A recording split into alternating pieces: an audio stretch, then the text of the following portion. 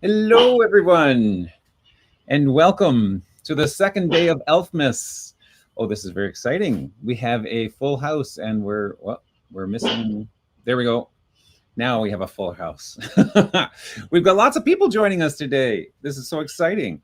So we've got my fellow lead elves, Kathy down there, and Christine.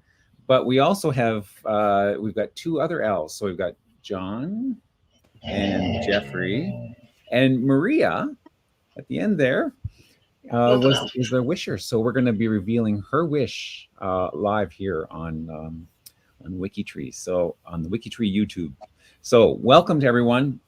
This is great. This is the second day of Elfmas. So if you're new to WikiTree, WikiTree is a free genealogy website where genealogists collaborate, and you can work on your family tree. It's a single family tree, and we work together to share and help each other out.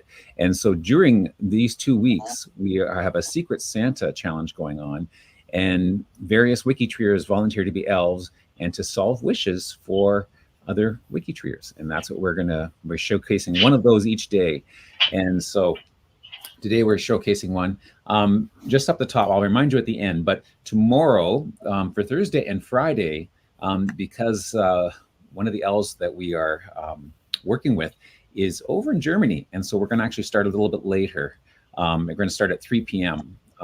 That time works better for him. So the LiveCast tomorrow and Friday will both be at 3 p.m. Eastern time or 8 p.m. UTC time. But for today, what are we going to do? It's the second day of Elfmas. So on the second day of Elfmas, some elves gave to me 2 British husbands. So that's the theme. So let me just share with you. And Maria, since Maria's here, the one who did the actual wishing, I'll get her to read her wish to Santa. Yes. Dear Santa's elves, I wish I could have some help to add one or both of Francis' British husbands. I've not learned enough about British records to dare to do it. God jul. Excellent. Thank you, Maria. So 2 British husbands, and we have 2 elves that help solve that. So I'm going to turn it over. So first of all, I'm going to share my screen, and they're going to just let me know when to move things around. And so you won't have to listen to me talk too much. But here is Frances Marie Eckberg.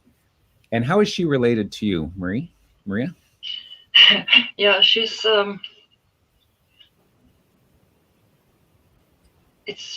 my great grandfather's first cousin, I think. You think? Okay. Yeah. Her father, he was born in Sweden, and he sailed to the UK and got married to a Scottish woman, and they only had one child, Frances Marie. And I have been in contact with her great grandchildren, and but I'm finding it difficult to find out how to do the British records. Okay. So here's Frances Marie, and she has there's 2 profiles for her husband. So Jeffrey, okay, I have just lost power here. Can you still hear me? Yep. Yeah. Am I still? Yep. Hello. A second here. Okay. Whoa. Okay. Can you hear me, folks? Yes. Yes. Okay. Yes. Can you hear you? Okay. The power just went out, and my router will stay live for about 10 minutes or so. So let us. Okay, wait a second here.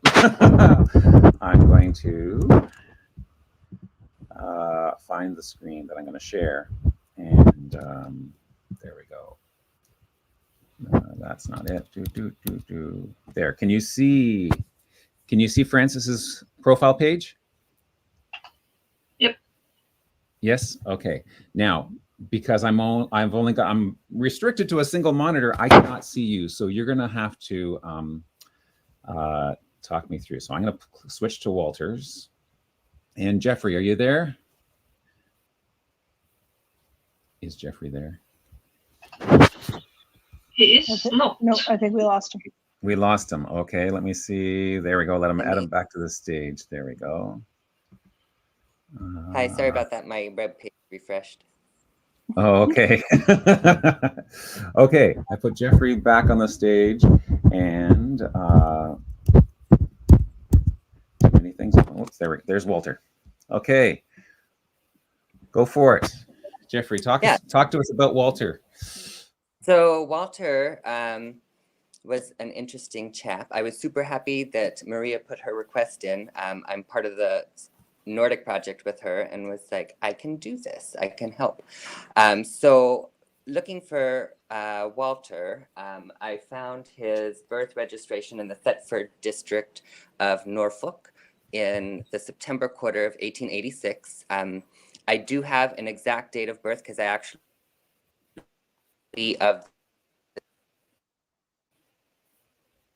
Oh, you've gone mute there, Jeffrey. Can other people hear him? No. You hear me? Yes. Now we can. Yeah. Now he's gone. And now he's gone. Let me see. Oh, he's gone. Okay. Okay. I don't know if Eowyn, if you're still in the chat, or Betsy, if you want to join in case I lose power completely, and that way you can keep the live cast going if we... Okay. Clearly having some issues today. I apologize. Well, so it's not just me who's having technical difficulties. Look how dark it's gotten all of a sudden here. Oh, Betsy's coming to the rescue. Betsy, okay. Oh, and we might have power again. Who knows? May the lights shine upon you, Greg. You made the lights shine. Okay, then. Go for it, Jeffrey. Okay.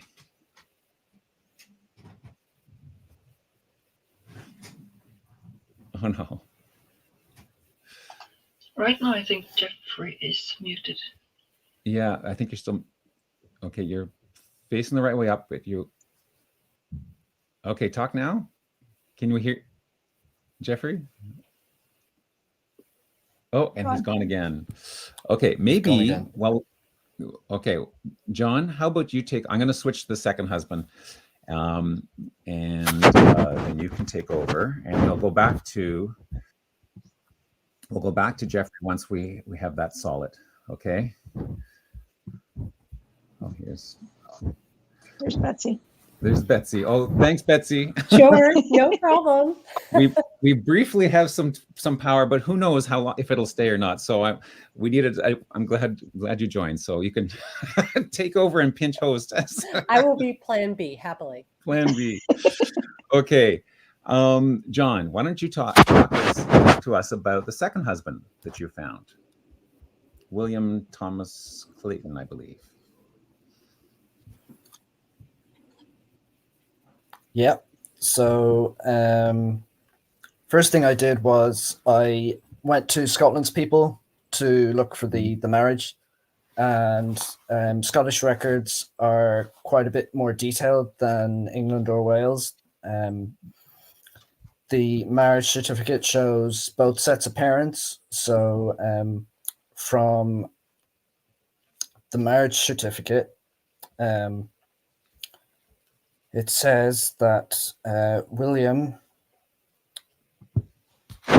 they were married at Braid United Free Church, Morningside, on the 8th of August in Edinburgh. And William lived at 124 Hoppers Road, London, and he was an engineer's draftsman. It lists his parents as William Clayton, an electrical engineer, and Dora Clayton, MS Burgess, who was deceased.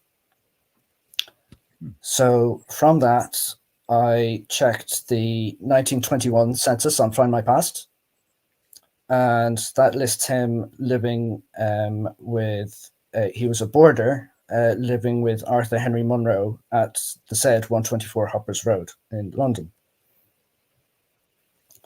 And that gives his age as 31, and it also gives the months of age that he was.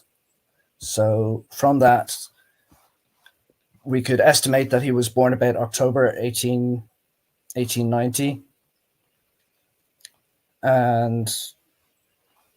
or maybe even 1889. From that, I did a search on Ancestry and found that there was a William Thomas Clayton that was born in October 1889 in Islington. However, the baptism certificate says he was born 19th of October 1890, but he was baptized a few months before in July. So I reckon that was probably a clerical error of his birth date, and it meant 1889, not 1890. Mm. And from that, I was able to add his parents as well. Nice. That's great. So, and also found his death as well, listing his, I believe, his son-in-law, Raymond Franklin. Raymond Franklin Rowley, who married William's daughter, I believe. Yep. Very nice. Good work. So yeah, you have Thank to you go. very much, John. Yeah. You're welcome. It's also interesting because I've been walking past that church in Morningside, Edinburgh, many, many times. Really? Yep. That is so cool when, you know, something pops up on a historical record and it's a place you know about and you didn't realize the significance before. That's very cool. Nice. Okay. And there's Jeffrey. Okay, Jeffrey, we're going to try this again.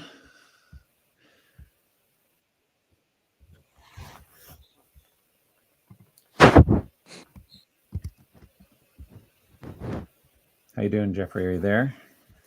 Can you hear us? I'm going to switch back to Walter. He's gone again. He's gone again. Oh no.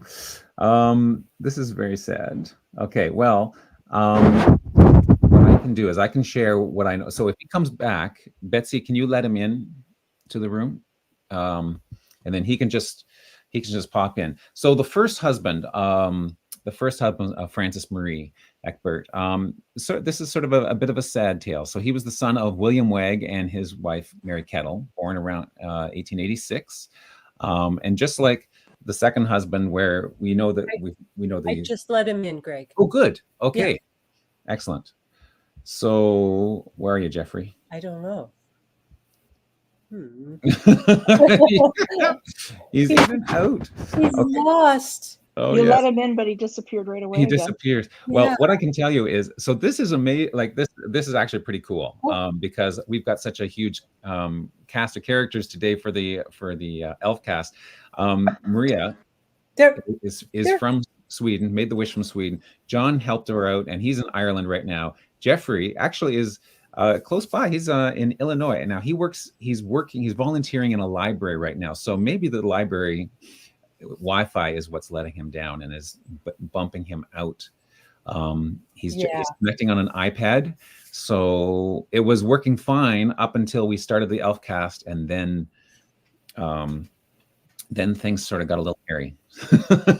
Well, I keep adding him, and he appears. I'm adding him. There he is at the bottom of the screen. But let's see if he stays. Then he goes sideways. He goes sideways. And then he goes poof. Okay. Oh.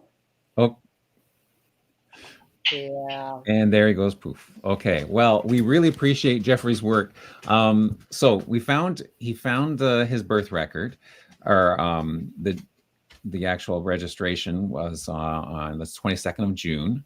The birth was 22nd of June. He was registered on the 27th. He married Frances, or Francesca Marie Egbert, in September of 1917. and their marriage was registered in Clitheroe in Lancashire.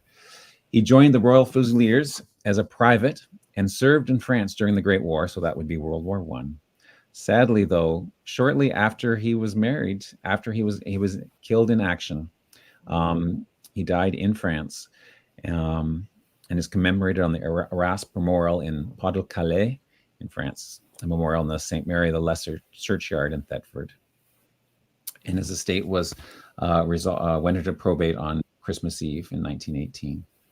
So Geoffrey was able to add this nice sticker for Lance Corporal Walter Wagg, who served in the British Army of the World War I.